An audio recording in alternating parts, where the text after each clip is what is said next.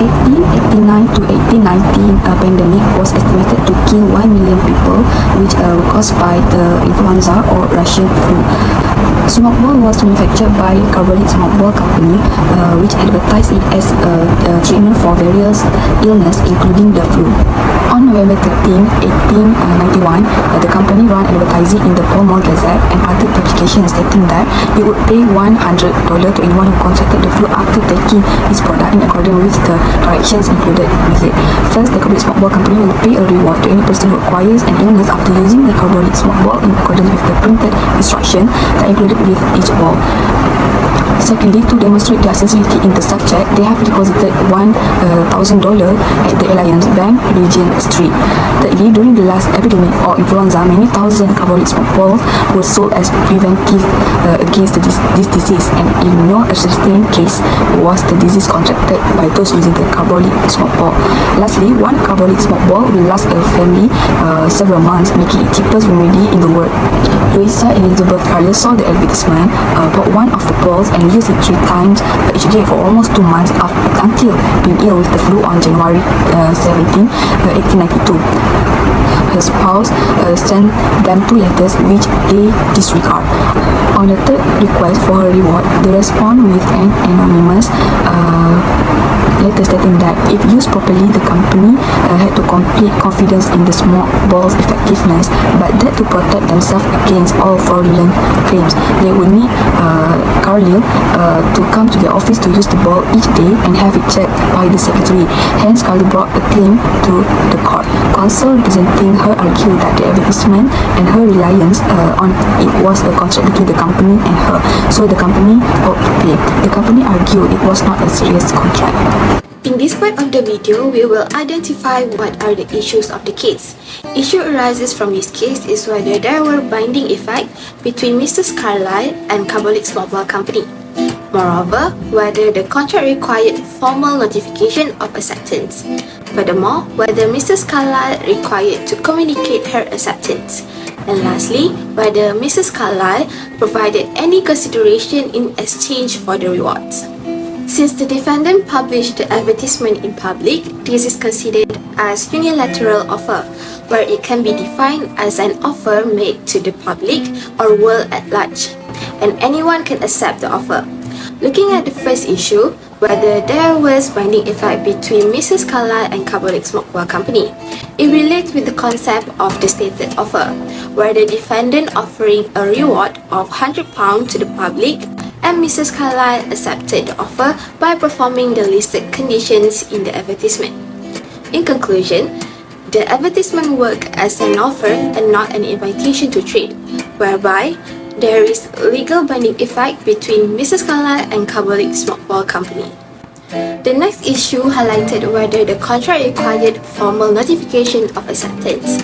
Since the contract is binding based on the unilateral offer, the acceptance is not required as it is an open offer to the public, and anyone who complies with the conditions stated in the advertisement is considered as accepting the offer, whereby the contract between both parties is valid. The next issue is whether Mrs. Carlill required to communicate her acceptance. As mentioned before, a public offer is not required to notify about the acceptance. The same concept applies to the communication of the offeree. In this case, Mrs. Carlill did not require to communicate her acceptance towards the offer because she performed the specific conditions in the advertisement, where it implies to the communication of acceptance of the offer. Last but not least, whether Mrs. Carlill provided any consideration in exchange for the reward. So based on Justice Linley, he concluded that there is existence of consideration in the contract, in which the company received benefits in the form of sales, while Mrs. Carlill received the danger using the smokeball. So throughout the case, there were arguments from both of the parties. The defendant argued that the word used in the advertisement were not clear to form a proper promise. They argued that their offer did not have binding impact to form a valid contract. Moreover, the defendant also said that there were no observers to observe the time limit and the utilization of the smokeball by Mrs. Carlill.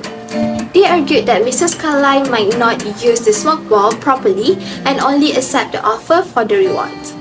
And lastly, they argued that the advertisement was made clearly for marketing strategy where they have no intention to form a contract.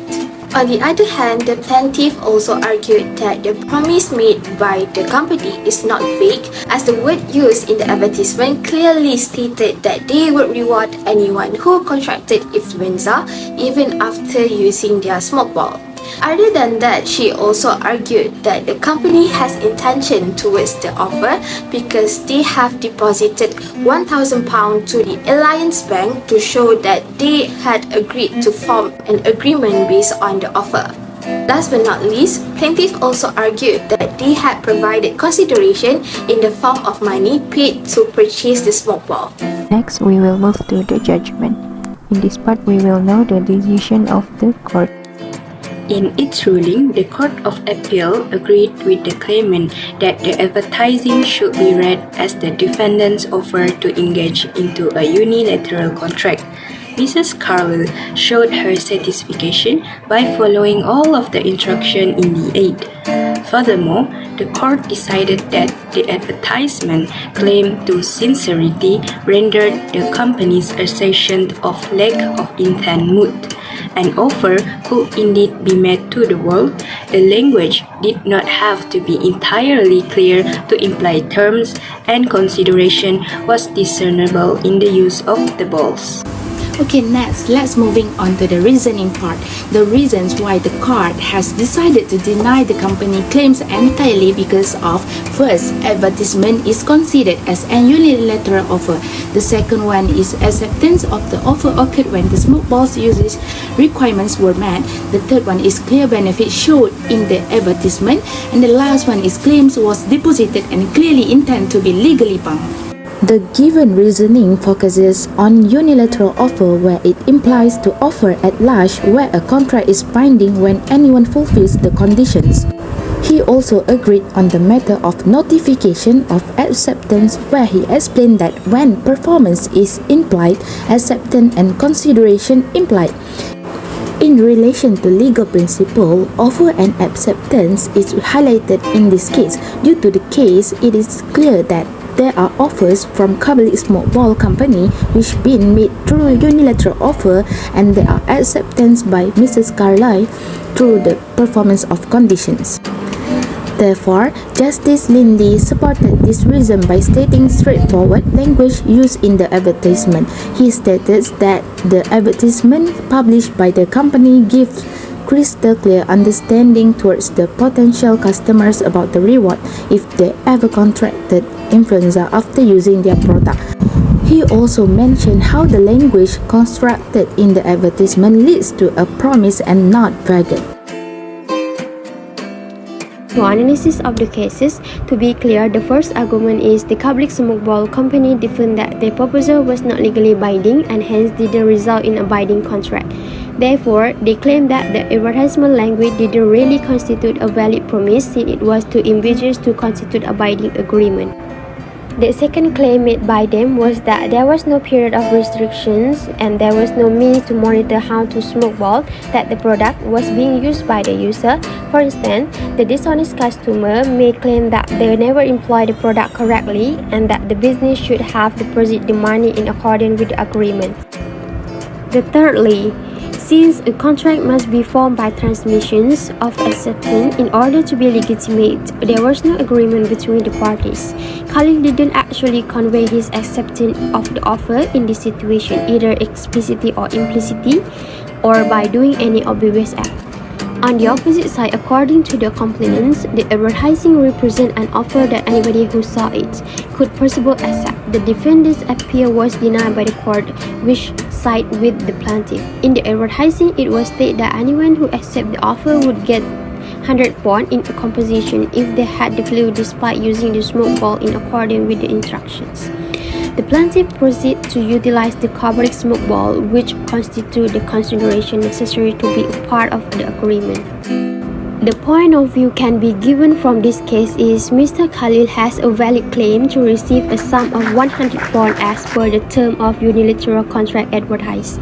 A unilateral contract is a type of contract wherein one party offers a specific assurance or performance without obtaining a corresponding agreement from the other party.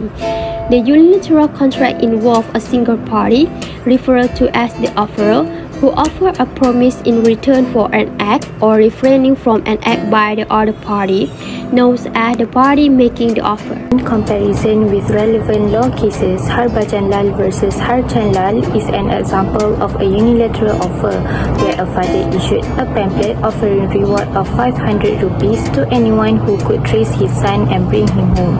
Nevertheless, the plaintiff did not know about this reward but apparently found the boy and brought him to the police station. Since the plaintiff had no idea about the reward, the father argued that the reward should not be given to the plaintiff since he is not aware about the reward. Based on a court decision, the pamphlet is an unilateral offer and the plaintiff is entitled to the reward due to the performed condition. This case involved the acceptance of a proposal through the fulfillment of a specified condition which was deemed legally valid in accordance with Section 8 of the Indian Contract Act 1872. There was an open offer to the whole world on behalf of the defendant through the handbill and was also capable of getting an acceptance from any person who fulfilled the conditions stipulated. The court reversed the finding of the small cost court being artificial and a decree was passed in favor of the plaintiff with cause.